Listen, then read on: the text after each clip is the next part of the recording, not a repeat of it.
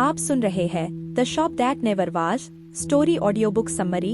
आप इस audio book को इंग्लिश और हिंदी दोनों भाषा में सुनेंगे, तो आइए सुनते हैं। Welcome listeners, we are listening to the Shop That Never Was story audio book. Herbert George Wells, 1866 to 1946, a famous English writer, was best known for his science fictions.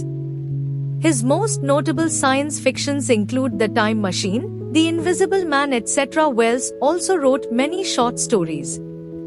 One of the best-known short stories is The Country of the Blind. The Shop That Never Was is an adaptation from his famous short story The Magic Shop. This audiobook creator is Mr. Pramod Eka. Let's listen. I had seen the magic shop from afar several times.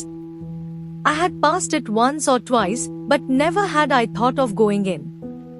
One day, my son, Gip, dragged me up to the shop. There was such keenness in him that I was forced to get in. It was a little narrow shop, not very well lit.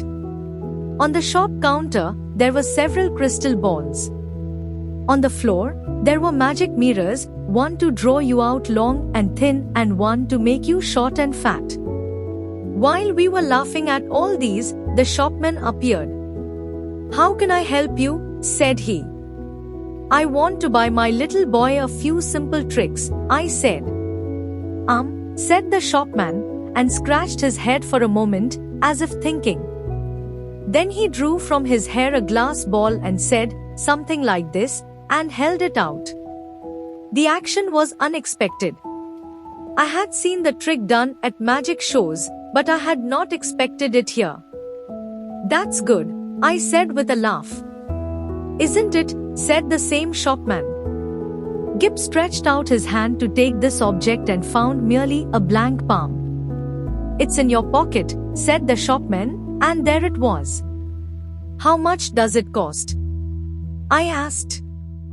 "There is no charge for glass balls," said the shopman politely. "We get them free." He drew a business card from his cheek and handed it to me. "Genuine magic goods, sir," he said. He now turned towards Gip with a friendly smile and said, "You wanted a magic box, didn't you?" "Yes," Gip said. "It's in your pocket," he said. Gip discovered the box with surprise. Then the shopman quickly went behind the counter and was absent for a while. "Let's look behind the counter, Gip," I said. "He's making fun of us." Just then, he appeared again from a dark corner of the room. "You'd like to see our showroom, sir?" said he. Gip tugged my finger forward. In the showroom, there were many things that Gip fancied. He turned to this astonishing man with respect. "Is that a magic sword?" he said. "A magic toy sword, this is a unique one. It neither bends, breaks, nor cuts the fingers," replied the shopman. I tried to find out what they cost, but the shopman did not pay attention to me. He had got Gip now. I saw, with a feeling of distrust, that Gip was holding this person's finger as usually he held mine. The shopman showed Gip magic trains that ran without steam, clockwork, and a box of soldiers that all came alive when one said a magic word. "You've never seen such a one," said the shopman. "You'll take that box." "We'll take that box," I said. And the shopman swept the soldiers back again, shut the lid, and waved the box in the air. And there it was, in brown paper, tied up and with Gip's full name and address on the paper. He laughed at my amazement. I felt very uneasy and began to look for the way out. Turning to Gip, I saw him standing on a stool. The shopman was holding a big drum in his hand. "We are playing hide and seek, Daddy," cried Gip. And before I could prevent him, the shopman had put the big drum over him. "Take that off," I cried, "this instant. You'll frighten the boy." The shopman did so without a word. He held the big drum towards me to show its emptiness. The stool was empty, too. My boy had disappeared. Where is my boy? I said. You see, he said, displaying the drum's interior, this is genuine magic. I jumped at him and fell into utter darkness. Thud. Sorry, sir, I didn't see you coming, someone said. I saw I was in Regent Street and I had collided with a man, and a yard away was Gip. He was carrying 4 parcels in his arm. He smiled at me. He did not look scared. For a second, I was at a loss. I stared round to see the door of the magic shop. It was not there. There was no door, no shop, nothing. I did the only thing possible in that mental state. I called for a cab. I got in with Gip. Dad, said Gip at last, that was a proper magic shop. Gip looked completely undamaged. He was neither scared nor disturbed. There in his arms were 4 parcels containing items from the magic shop. Since then, I have been up and down Regent Street several times looking for that shop. After all, I had not paid for the items. Thank you. आइए अब इस कहानी को हिंदी में सुनते और समझते हैं। मैंने जादू की दुकान को कई बार दूर से देखा था। मैं 1-2 बार वहां से गुजर चुका था, लेकिन मैंने कभी इसमें जाने के बारे में नहीं सोचा था। एक दिन मेरा बेटा गिप मुझे खींचकर दुकान में ले गया। उसमें इतनी उत्सुकता थी कि मैं अंदर जाने को मजबूर हो गया। यह थोड़ी संकरी दुकान थी, बहुत अच्छी रोशनी नहीं थी। दुकान के काउंटर पर कई क्रिस्टल गेंदें थी। फर्श पर जादुई दर्पण थे, एक आपको लंबा और पतला दिखाने के लिए और दूसरा आपको छोटा और मोटा दिखाने के लिए। जब हम ये सब देखकर हंस रहे थे तभी दुकानदार आ गया। मैं आपकी कैसे मदद कर सकता हूँ? उन्होंने कहा। मैं अपने छोटे लड़के को कुछ सरल तरकीबें सिखाना चाहता हूँ, मैंने कहा। उम्मा, दुकानदार ने कहा और एक पल के लिए अपना सिर खुजलाया, जैसे सोच रहा हो। फिर उसने अपने बालों से एक कांच की गेंद निकाली और कहा, ऐसा कुछ, और इसे बाहर रखा। कार्रवाई अप्रत्याशित थी। मैंने जादू के शो में यह करतब देखा था, लेकिन यहाँ इसकी उम्मीद नहीं थी। यह अच्छा है, मैंने हंसते हुए कहा। यही है ना? उसी दुकानदार ने कहा। गिप ने इस वस्तु को लेने के लिए अपना हाथ बढ़ाया और उसे केवल एक खाली हथेली मिली। यह आपकी जेब में है, दुकानदार ने कहा, और वह वहीं था। इसकी कीमत कितनी है? मैंने पूछा।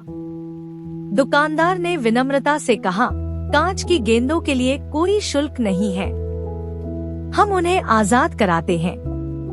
उसने अपने गाल से एक बिजनेस कार्ड निकाला और मुझे दे दिया।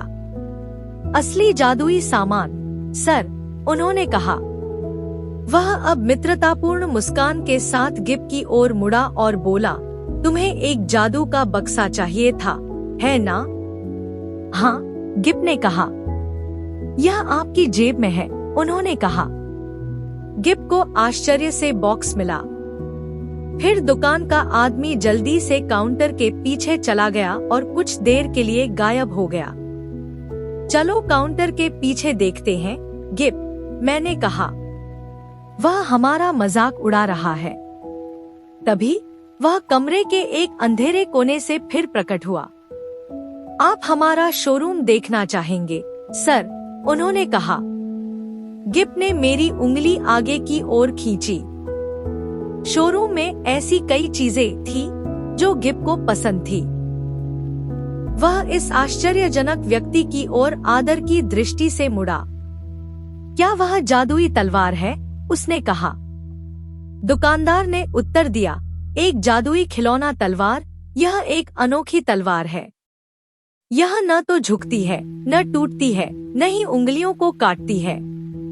मैंने यह जानने की कोशिश की कि उनकी कीमत क्या है, लेकिन दुकानदार ने मेरी ओर ध्यान नहीं दिया। अब उसे गिफ्ट मिल गया था।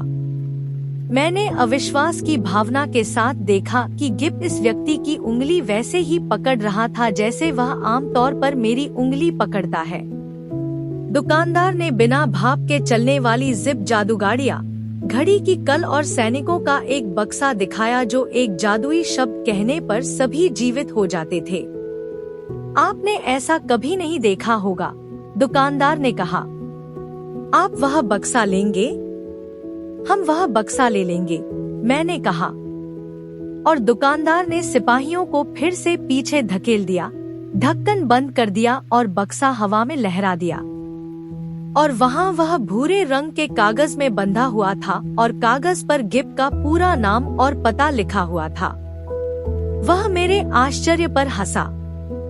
मुझे बहुत बेचैनी महसूस हुई और मैं बाहर निकलने का रास्ता ढूंढने लगा। जिप की ओर मुड़कर मैंने उसे एक स्टूल पर खड़ा देखा। दुकानदार के हाथ में एक बड़ा सा ड्रम था। हम लुका छिपी खेल रहे हैं, पिताजी, गिप चिल्लाया। और इससे पहले कि मैं उसे रोक पाता, दुकानदार ने बड़ा ड्रम उसके ऊपर रख दिया। उसे उतार दो, मैंने चिल्लाते हुए कहा। अभी तुम लड़के को डरा दोगे, दुकानदार ने बिना कुछ कहे ऐसा किया। उसने खालीपन दिखाने के लिए बड़े ड्रम को मेरी ओर बढ़ाया। स्टूल भी खाली था। मेरा लड़का गायब हो गया था। मेरा लड़का कहाँ है? मैंने कहा था। आप देखिए, उन्होंने ड्रम के आंतरिक भाग को प्रदर्शित करते हुए कहा। यह असली जादू है। मैं उस पर झपटा और एकदम अंधेरे में गिर गया। गड़गड़ाहट। क्षमा करें सर, मैंने आपको आते हुए नहीं देखा, किसी ने कहा। मैंने देखा कि मैं रीजेंट स्ट्रीट में था और मेरी टक्कर एक आदमी से हुई थी और 1 गज की दूरी पर गिप था। उसके हाथ में 4 पार्सल थे। वह मुझे देखकर मुस्कुराया। वह डरा हुआ नहीं लग रहा था। एक क्षण के लिए मैं असमंजस में पड़ गया। मैंने जादू की दुकान का दरवाजा देखने के लिए चारों ओर घूर कर देखा। यह वहां नहीं था। वहां न कोई दरवाजा था, न कोई दुकान, न कुछ।